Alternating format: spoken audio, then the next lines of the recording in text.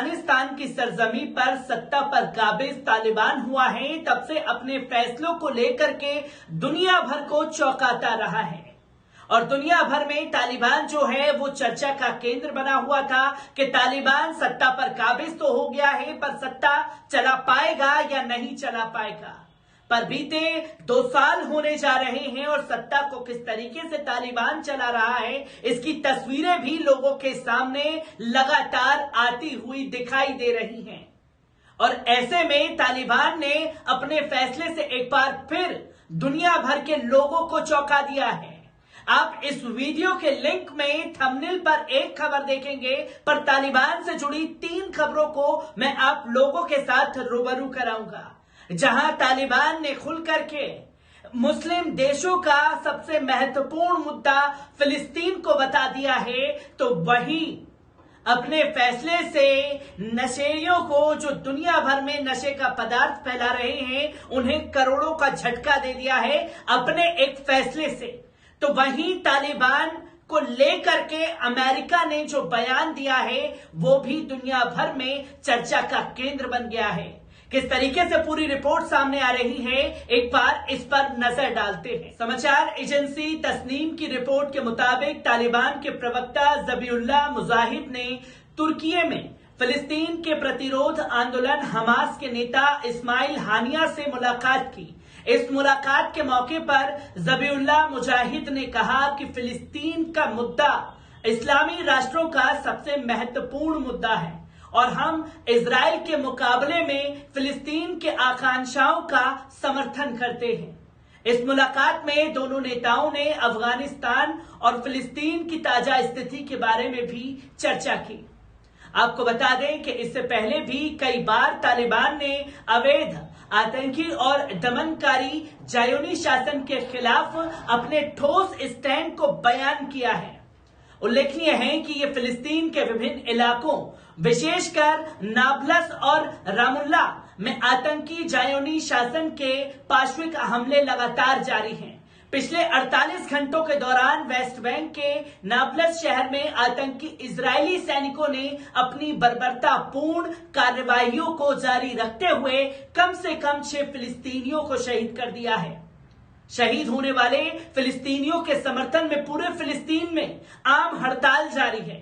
वहीं भारी संख्या में लोग सड़क पर उतरकर आतंकी ज़ायोनी शासन के खिलाफ नारे लगा रहे हैं। प्रदर्शनकारियों ने एक बार फिर विश्व समुदाय से फिलिस्तीनी जनता के समर्थन की अपील की है। आपको बता दें कि ऐसे में ये मुलाकात बहुत कुछ बयां करती है। तालिबान के एक और फैसले ने दुनिया भर की मीडिया का ध्यान अफगानिस्तान की ओर खींचने का काम किया है, जहां अफगानिस्तान में तालिबान के नेतृत्व वाली सरकार ने हाल के वर्षों में हुक्का पर प्रतिबंध लगाने के लिए एक फतवा या इस्लामी फरमान जारी किया है। हुक्का हाल के वर्षों में युद्धग्रस्त देश में एक आम वैश्य बन गया है। मीडिया रिपोर्ट्स में यह जानकारी दी गई है कि इस्लामी समूह हुक्का, जिसे शीश के रूप में भी जाना जाता है, उसके नशीले पदार्थ मानता है, जिसे इस्लाम के तहत प्रतिबंध किया गया है। इस महीने की शुरुआत में पश्चिम प्रांत हेरात में हुक्का प्रतिबंध की घोषणा की गई थी। यह स्पष्ट नहीं है कि फतवा पूरे देश में लागू होगा या नहीं। इस कदम का हेरात में व्यवसायों पर गंभीर प्रभाव पड़ा है, जहां कई शीशा कैफे को बंद करने के लिए मजबूर किया गया है। इस बीच शीशा देने वाले रेस्तरां को ग्राहकों की संख्या कम होने के कारण कर्मचारियों की छटनी करने के लिए भी मजबूर होना पड़ा है। हुक्का पर प्रतिबंध तालिबान द्वारा अफगानिस्तान में इस्लामी शरिया कानून की अपनी व्याख्या को लागू करने का नया प्रयास है, जहां समूह ने अगस्त 2021 में जबरन सत्ता पर कब्जा कर लिया था। हेरात में कैफे ऑनर्स एसोसिएशन ने कहा कि प्रतिबंध के बाद लगभग 2500 लोगों ने अपनी नौकरियां खो दी हैं, जिससे कई निवासियों के लिए पहले से ही गंभीर आर्थिक स्थिति बढ़ गई है। तालिबान के अधिग्रहण ने एक आर्थिक पतन शुरू कर दिया है और अफगानिस्तान में एक बड़ा मानवीय संकट पैदा कर दिया है, जहां भूख और गरीबी व्यापक दौर से गुजर रही है। हालांकि तालिबान ने नस्वार पर कोई प्रतिबंध नहीं लगाया है। जो तंबाकू से बना एक हल्का नशीला पदार्थ है। ये अफगान पुरुषों के बीच लोकप्रिय है, खासकर ग्रामीण इलाकों में जिसमें तालिबान लड़ाके भी शामिल हैं। अप्रैल में तालिबान ने अवैध नशीली पदार्थों का पूर्ण प्रतिबंध की घोषणा की थी। हालांकि अफगान किसानों का कहना है कि वे अफीम सहित फसलें लगाना जारी रखेंगे। आपको बताते चले कि तालिबान का डर दिखाकर दुनिया के पैसा ऐंठने की पाकिस्तान के मंसूबे पर पानी फिर गया है। बाइडेन प्रशासन ने दो टूक में कहा है कि उसे अफगानिस्तान में तालिबान के साथ बातचीत के लिए पाकिस्तान की मध्यस्थता की जरूरत नहीं है। इतना ही नहीं, अमेरिका ने यह भी कह दिया है कि हमें अफगानिस्तान में मिशन को अंजाम देने के लिए पाकिस्तान एयर स्पेस की भी कोई आवश्यकता नहीं है। अमेरिका के इस बयान को पाकिस्तान के लिए एक बड़ा झटका बताया जा रहा है।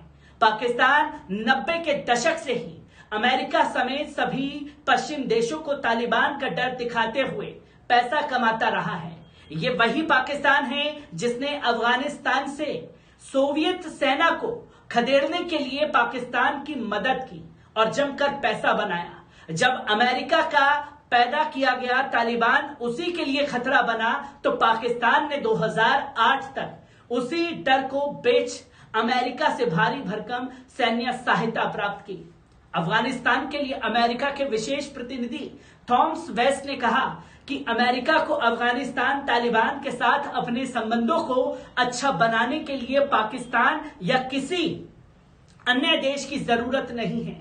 वेस्ट ने कहा कि ईमानदारी से कहूं तो मुझे नहीं लगता कि हमें तालिबान के साथ अपने जुड़ाव को सुविधाजनक बनाने के लिए किसी तीसरे देश की आवश्यकता है।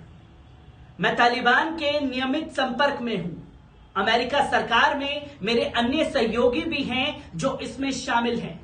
मुझे लगता है कि संवाद प्रत्यक्ष होना चाहिए। मुझे नहीं लगता कि हमें किसी तीसरे देश की आवश्यकता है।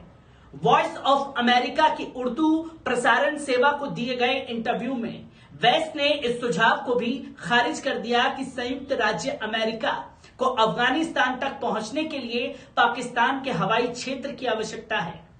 उन्होंने साफ तौर पर कहा कि हमें यह सुनिश्चित करने के लिए कूटनीति जारी रखने की आवश्यकता है कि तालिबान आतंकवाद के खिलाफ अपनी प्रतिबद्धताओं को पूरा कर सकता है या नहीं कर सकता है।